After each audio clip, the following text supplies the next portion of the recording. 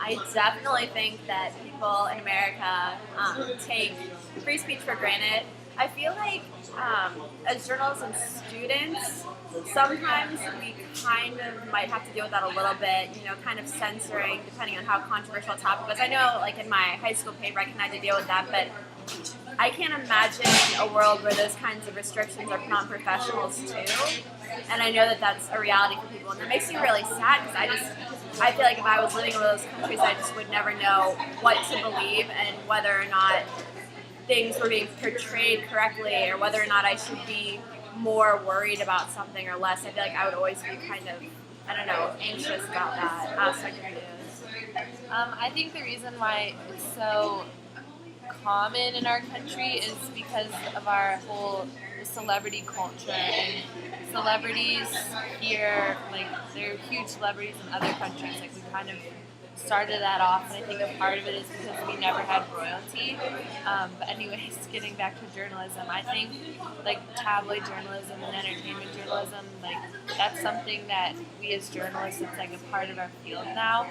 So when you see trash stories about celebrities in the paper and like on headline news, I think it's just another, like, it's one of the most common forms of free speech. Like, you see really powerful people getting trashed every day in the news. So, I mean, yeah, in other cultures and other countries, they can't do that. Plus, they don't have that same celebrity culture. So, I think it's what sets us apart as Americans. I remember, like, the other day I was in line waiting to pay for something. I saw that there was, on the cover of a magazine, it was about the First Lady and some kind of gossipy scoop on her, and you're right there. That would never fly in another country. Mm-hmm. Do you think that there are any negatives to the amount of free speech that we have, or the way in which we study communication?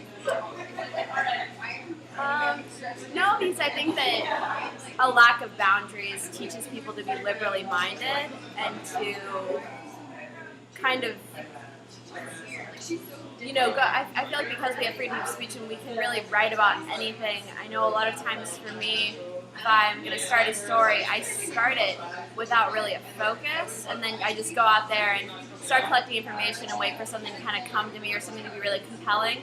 And that would be weird if I was in a country where I knew, where it's, to them, I'm sure that they have to really plan ahead of time, because they can't just, if they find like a crazy scoop, they're not like, oh my god, I stumbled upon something amazing. It's like, wait, can I even write about this? Right.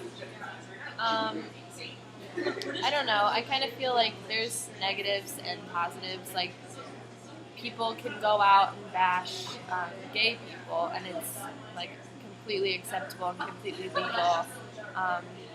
So I mean, it does leave the page open for like a lot of hatred and mudslinging in journalism. But like Lo said, I think it can also, it teaches young journalists to like be more aware of what they are writing. So I think there's a plus and a downside to it. Great.